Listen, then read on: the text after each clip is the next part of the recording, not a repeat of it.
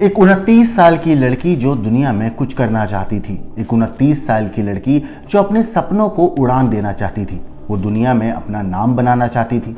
मगर वो एक ऐसे मुल्क में पैदा हुई जहां पर औरतों को कैद में रखा जाता है, एक ऐसे मुल्क में जहां पर औरतों के ऊपर काफ़ी सारी पाबंदियां हैं। मगर उस मुल्क में पैदा होने के बावजूद उस लड़की ने ज़िंदगी में कुछ करने की ठानी। उसने आसमान को छूने की जिद को पकड़ा और वो अपने सपनों की तलाश के लिए निकल पड़ी। मगर उस लड़की के साथ एक वारदात हुई, वारदात ऐसी कि जब उस लड़की की लाश को पुलिस ने देखा तो उसके जिस्म पर कोई भी कपड़ा मौजूद नहीं था। उसको इतनी दर्दनाक मौत दी जिसे सुनने के बाद हर कोई हैरान था। आज जुर्म, राज और हत्या में बात करेंगे एक्ट्रेस नायाब नदीम की मौत के बारे में।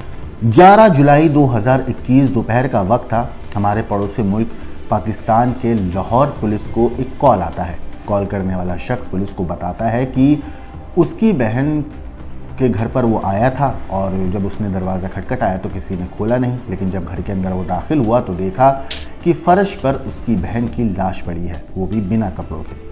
पुलिस को जैसे ही ये बात पता चलती है तो पुलिस फ़ौरन मौका वारदात पे पहुंचती है।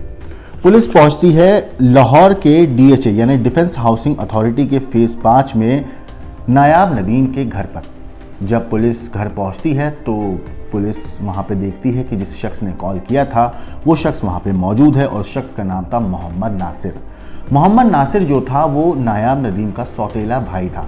पुलिस ने लाश को कब्जे में लिया और पोस्टमार्टम के लिए भेज दिया। FSL की टीम आई, पूरे मौका वारदात की तफ्तीश करी, छानबीन करी, अच्छे से पड़ताल करी गई तो पुलिस ने पाया कि वहाँ पर एक चाकू पड़ा हुआ था, एक ड्रग्स का थोड़ा सा हिस्सा पड़ा हुआ था किसी ड्रग का, और वहीं नायाब नदीम की लाश के बराबर में एक दुपट्टा भी पड़ा हुआ था। और लेकिन नायाब नदीम के जिस्म के ऊपर कोई कपड़ा मौजूद नहीं था, उसकी लाश बिल्कुल बिना कपड़ों की थी। पुलिस को पहली नज़र में लगा कि शायद ये मामला लूट और रेप का है। खैर, पुलिस ने अपनी तफ्तीश चालू रखी। पुलिस ने जो मोहम्मद नासिर था, जो कि नायाब नदीम का सौतेला भाई था, उससे पूछताछ हुई तो नासिर ने बताया कि वो दुबई गया हुआ था और जब वो वहाँ से लौटा तो उसने अपनी बहन को कॉल किया और उसकी बहन ने यानी कि नायाब ने 11 जुलाई को उससे दोपहर में मिलने के लिए घर पर बुलाया था। वो अपनी बहन से 11 जुलाई को जब घर मिलने पहुंचा तो उसने दरवाज़ा खटखटाया, बेल बजाई, लेकिन किसी ने दरवाज़ा खोला नहीं। वो काफ़ी देर तक घर के बाहर इंतज़ार करता रहा। उसने काफ़ी कॉल भी किए लेकिन कॉल का कोई जवाब नहीं दिया गया। वो वापस लौट ही रहा था ये सोच कर कि शायद घर पे नायाब है नहीं, लेकिन उसकी नज़र घर के बाहर खड़ी हुई नायाब की गाड़ी पर पड़ती है। वो देखता है कि गाड़ी तो वहीं खड़ी हुई है। नायाब कहीं भी जाती थी तो अपनी गाड़ी से ही जाती थी, लेकिन गाड़ी जो है वो अभी घर के बाहर ही है, तो मतलब नायाब घर के अंदर ही है। ये देखकर उसे थोड़ा सा शक हुआ। उसने पुलिस को बताया कि जैसे ही मुझे ये लगा कि नायाब घर के अंदर ही है और कहीं उसके साथ कुछ अनहोनी ना हो गई हो तो मैंने घर के पिछले दरवाजे को धक्का देकर तोड़ा और मैं घर के अंदर दाखिल हो गया। जब मैं घर के अंदर गया तो मैंने देखा फर्श पर नायाब की लाश पड़ी हुई है, वो भी बिना कपड़ों के। ये देखने के बाद मैं डर गया। पहले मैंने नायाब की लाश को कपड़े से ढका और उसके बाद पुलिस को फ़ोन किया। पुलिस को नासिर की बात उस वक्त थोड़ी सही भी लगी कि हाँ, एक भाई ने घर के अंदर दाखिल हुआ जब इस तरीके से संदिग्ध हालात लगे। बहरहाल पुलिस ने लाश को कब्जे में लिया और पोस्टमार्टम के लिए भेज दिया। तफ्तीश शुरू कर दी पुलिस ने। इसी दौरान पुलिस को पता चला कि उसी इलाके में कुछ रोज़ पहले माहिरा नाम की एक लड़की की इसी तरीके से हत्या हुई थी। हत्या करने वाला जो शख्स थे उन लोगों ने इसी पैटर्न से माहिरा की भी हत्या करी थी। तो पुलिस को लगा कि शायद ये कोई लुटेरे हैं जो सीरियल किलिंग करते हैं उन महिलाओं के साथ जो अकेले रहती हैं। मगर जब पुलिस ने तफ्तीश करी तो पुलिस को CCTV फुटेज हाथ लगा।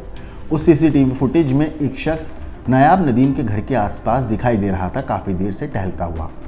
हालांकि वो तस्वीर साफ नहीं थी, चेहरा उसमें क्लियर नहीं पता चल रहा था कौन है। इतने में पुलिस के हाथों कुछ सबूत लग ही नहीं रहे थे, पता चल ही नहीं पा रहा था कि आखिर इस कत्ल के पीछे कौन है। मानो ये मामला एक जगह आके रुक चुका था। कुछ समझ में नहीं आ रहा था पुलिस को कि मामले को सुलझाएं कैसे। इतने में जो एक और हत्या हुई थी माहिरा की, वो केस सॉल्व हो जाता है। उस केस में पता चलता है कि माहिरा का जो कत्ल हुआ था वो उसके अपने किसी 2 दोस्तों ने किया था। पुलिस उनसे जब पूछताछ करती है नायाब नदीम की हत्या के बारे में तो वो दोनों साफ मना कर देते हैं। वो कहते हैं हमारे इस हत्या से कोई लेना देना है नहीं। अब यहाँ पर सीरियल किलिंग वाला जो मामला था कि लुटेरे आते हैं, अकेली रहने वाली महिलाओं का कत्ल कर देते हैं, ये मामला यहाँ पे अब ख़त्म हो चुका था। तो पुलिस को पता चल गया था कि ये मामला सीरियल किलिंग का है नहीं। बहरहाल पुलिस तफ्तीश करती है तो पुलिस को पता चलता है नायाब नदीम के परिवार के बारे में। जब पुलिस ने पूछताछ करी तो पता चला कि नायाब नदीम के पिता ने 2 शादियां करी थी। पहली पत्नी को छोड़ने के बाद उन्होंने जो दूसरी शादी करी थी उससे उनको 2 लड़के हुए थे। एक बेटे का नाम था नासिर, जिसने पुलिस को फ़ोन किया था, और दूसरे बेटे का नाम था अहमद। और जो पहली महिला थी, जो पहली पत्नी थी नायाब के पिता की, उनसे सिर्फ नायाब ही इकलौती बेटी थी। बहरहाल पुलिस ने जब तफ्तीश करी तो इनके परिवार के बारे में भी पुलिस ने जानना शुरू किया, और पुलिस को एक हैरान करने वाली और चौंकाने वाली बात पता चली कि नायाब नदीम का अपने सौतेले भाइयों से और पिता से उनकी बनती नहीं थी। दरअसल नायाब नदीम 1992 में उनका जन्म हुआ था। नायाब नदीम जब पैदा हुई तो शुरू से इसकी जो दिलचस्पी थी वो मूवी, सिनेमा, मॉडलिंग, इन सब में थी। नायाब नदीम अपनी दुनिया के अंदर अपनी ज़िंदगी में कुछ करना चाहती थी, वो आगे बढ़ना चाहती थी, वो मॉडलिंग की दुनिया में अपना नाम बनाना चाहती थी, वो चाहती थी एक्ट्रेस बनना। इसीलिए उसने अपने पिता को, अपने परिवार को, अपने सौतेले भाइयों को जब ये बात बताई तो इन लोगों की सोच उस लेवल पे थी नहीं, क्योंकि ये मॉडलिंग को और एक्ट्रेस बनना, मूवी इंडस्ट्री में जाना, इन सबको बहुत गलत मानते थे, जिस वजह से उन्होंने नायाब को रोकने की कोशिश करी। उसके ऊपर पाबंदियां लगाई कि तुम काम ऐसे नहीं कर सकती हो, एक्ट्रेस नहीं बन सकती, मॉडलिंग नहीं कर सकती। लेकिन नायाब नदीम के सपने बहुत ऊपर उड़ने के थे, इसीलिए उसने अपने पिता का घर छोड़कर DHA यानी कि डिफेंस हाउसिंग अथॉरिटी के फेज़ 5 में एक घर ले लिया और अकेले उस घर में रहने लगी और मॉडलिंग की दुनिया में अपना काम करना इन्होंने शुरू किया। कुछ मॉडलिंग असाइनमेंट्स भी इन्हें मिले, कुछ एक्टिंग करने के प्रोजेक्ट भी मिले। लेकिन इन सब के बीच जो परिवार वाले थे नायाब के, उन्हें मॉडलिंग की दुनिया में अपनी बहन का नाम बनाना पसंद नहीं आ रहा था। उन्हें डर था कि लोग उनके ख़ानदान के ऊपर उंगली उठाएंगे, बदनामी होगी। इसी डर की वजह से आए दिन भाइयों से अपनी सौतेली बहन का झगड़ा होता रहता था। भाई समझाने की कोशिश करते लेकिन बहन नहीं मानती। बहन जो बोलती उसको भाई यकीन नहीं करते, उस पर वो मानने को तैयार नहीं थे। वो चाहते नहीं थे कि बहन मॉडलिंग करे। इसी वजह से नायाब नदीम ने अपने भाइयों से, सौतेले भाइयों से और अपने पिता से मिलना जुलना काफ़ी कम कर दिया। त्योहार पर भी बहुत कम ही से मिलना जुलना होया करता था। कभी कभार किसी शादी में या कोई फंक्शन होता तो ये लोग मिल लिया करते, वरना वहाँ भी ये लोग एक दूसरे से मिला कम ही करते थे। बहरहाल अब पुलिस ने जब ये बात पुलिस को पता चली कि भाइयों से नायाब की बनती नहीं थी तो पुलिस को थोड़ा सा यहाँ पे शक हुआ। इसके बाद पुलिस ने जिस शख्स ने कॉल किया था, यानी कि मोहम्मद नासिर ने, जिसने पुलिस को बताया था इस पूरे हत्याकांड के बारे में, पुलिस उससे पूछताछ करने के लिए थाने बुलाती है और इसके बाद उसे हिरासत में लेकर उससे पुलिस अच्छे से तफ्तीश करती है, पूछताछ करती है। शुरुआती वक्त में जैसे कि आमतौर पर होता है कि जो भी कातिल होता है, जो भी अपराधी होता है, पुलिस को बरगलाता है, इधर उधर की बात करता है, घुमाने की कोशिश करता है, जुर्म कबूल नहीं करता। सेम यही चीज़ नायाब नदीम के भाई नासिर ने भी करी। उसने पुलिस को सीधी झूठी कहानी बताई कि मैं घर के अंदर आया, इस तरीके से हुआ, घर नहीं खुल रहा, दरवाज़ा नहीं खुल रहा था, मैंने धक्का देके तोड़ा, फिर घर के अंदर गया, कुछ समझ में नहीं आया, बहन की लाश देखी, आपको फ़ोन किया। वही कहानी जो उसने पहले पुलिस को बताई थी, वही बात वो पुलिस को फिर से बताता है। लेकिन पुलिस इस बार सख्ती से पूछताछ करती है, उसे तोड़ने की कोशिश करती है, उसके मन के अंदर से सच्चाई निकालने की पुलिस कोशिश करती है। थोड़ा सा पुलिस उसको डराती भी है, धमकाती भी है, और आखिरकार नासिर जो है पुलिस के सामने अपना जुर्म कबूल कर लेता है। और जो कहानी पुलिस को बताता है वो सुनने के बाद पुलिस वाले भी अपना माथा पकड़ लेते हैं। दरअसल नासिर ने पुलिस को बताया कि 11 जुलाई 2021 के दिन दोपहर के वक्त वो नायाब से मिलने पहुंचा दुबई से आने के बाद। असल में नासिर जो था वो अपने परिवार के साथ दुबई छुट्टियां मनाने गया हुआ था। जब वहाँ से वापस लौटा तो उसने नायाब को कॉल किया और मिलने के लिए उससे बोला। तो नायाब ने कहा कि ठीक है, 11 तारीख को तुम दोपहर के वक्त आ जाना। जैसे ही नासिर घर पहुंचता है तो अपनी बहन से मिलता है। बहन दरवाज़ा खोलती है, घर के अंदर नासिर दाखिल होता है, बैठते हैं दोनों भाई बहन, बातें होती हैं इधर उधर की। इतने में नासिर नायाब को बताता है कि मुझे पता चला है कि तुम्हारा कई मर्दों के साथ अवैध संबंध है। जब ये बात सौतेला भाई नायाब से बोलता है तो गुस्से से आग बबूला हो जाती है। उसका खून खौल उठता है कि मेरा सगा भाई मेरे बारे में ऐसी बातें सोचता है। इस बात को लेकर दोनों भाई बहन के बीच में काफ़ी झगड़ा होता है। झगड़ा काफ़ी ज़्यादा बढ़ता चला जाता है। इतने में मौका देखकर नासिर क्या करता है, नायाब के खाने में नशे की दवा मिला देता है।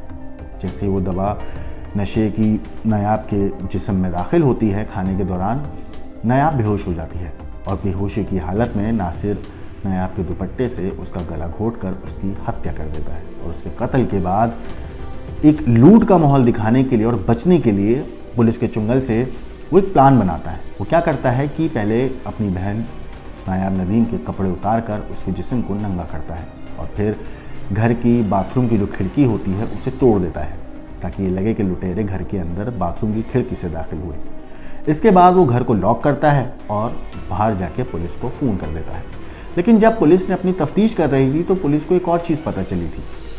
दरअसल पुलिस ने जब नासिर के फ़ोन की लोकेशन पता करी तो जिस वक्त उसने पुलिस को फ़ोन किया था उससे काफ़ी देर पहले की जो लोकेशन थी वो उसकी नायाब के घर के आसपास की ही दिखा रही थी। मतलब पुलिस को यहाँ से शक हो गया था कि नासिर जो है वो पुलिस को झूठ बोल रहा है, जिस वजह से पुलिस ने नासिर को कब्जे में लेकर जब पूछताछ करी और फिर उसके बाद उसी को मेन इसमें अक्यूज बना के पुलिस ने उसको मेन आरोपी बना के पूछताछ करी तो सारी चीज़ें खुलकर सामने आ गई। और उसने बताया कि जिस तरीके से उसने नायाब का पहले कत्ल किया, कत्ल करने के बाद उसके कपड़े उतारे, घर के अंदर सामान बिखेरा इधर उधर, खिड़की तोड़ी, घर को लॉक किया और बाहर जाकर पुलिस को फ़ोन किया और ये कहानी सुनाई। अब आपको मैं एक हैरान करने वाला आंकड़ा बताता हूँ जिसे सुनने के बाद आप भी हैरान हो जाएंगे कि पाकिस्तान के हालात कितने बुरे हैं इस वक्त। रिपोर्ट के मुताबिक आपको बताऊं कि दुनिया भर में हर साल 5000 ऑनर किलिंग होती है। इनमें से लगभग 20% मामले भारत में होते हैं। ऑनर किलिंग के मामले में हमारा पड़ोसी देश पाकिस्तान का ट्रैक रिकॉर्ड सबसे ज़्यादा ख़राब है। पाकिस्तान मानवाधिकार आयोग के अगर आंकड़ों की बात करें तो अकेले 2021 में यानी कि जिस साल नायाब नदीम का कत्ल हुआ उस साल ही ऐसी 450 से ज़्यादा घटनाएं दर्ज की गई थी। पाकिस्तान में 2004 से 2016 के बीच 15,222 कत्ल हुए, यानी हर साल 1,170 और हर हफ्ते 22 हत्याएं हो रही हैं वहाँ पे ऑनर किलिंग की। यह आंकड़ा दुनिया में सबसे ज़्यादा है। इसे रोकने में की काफ़ी कोशिश भी की गई, लेकिन तमाम कोशिशों को बाद भी पाकिस्तान के अंदर हालात सुधरे नहीं हैं। साल 2016 में पाकिस्तान के एक मशहूर मॉडल थी इन्फ्लुएंसर कंदील बलोच की भी हत्या उसी के भाई ने करी थी।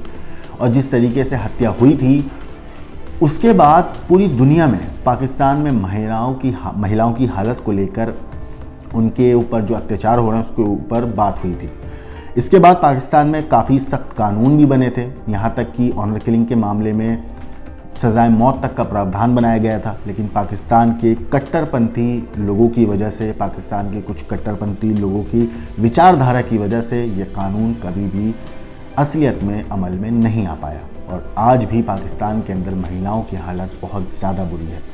कुछ महिलाएं हैं जो बहुत खुशकिस्मत हैं जिन्हें अपने सपनों को जीने का मौका मिलता है वहाँ पे, लेकिन कुछ महिलाएं आज भी वहाँ पर दर दर की ठोकरें खा रही हैं। उन्हें कैद में रखा जाता है, उन्हें टॉर्चर किया जाता है, समाज और मज़हब के नाम पे बरगलाकर उनके साथ ज़्यादतियाँ की जाती हैं। एक एग्ज़ाम्पल आपको दूँ तो आपको सीमा हैदर याद होगी। सीमा हैदर जब पाकिस्तान से आई थी तो उन्होंने वहाँ की कहानी बताई थी कि औरतों को किस तरीके से किस तरीके से टॉर्चर किया जा रहा था वहाँ पे। सीमा हैदर ने बताया था कि उनका जो पति है गुलाम हैदर वो किस तरीके से उनके साथ मारपीट करता था।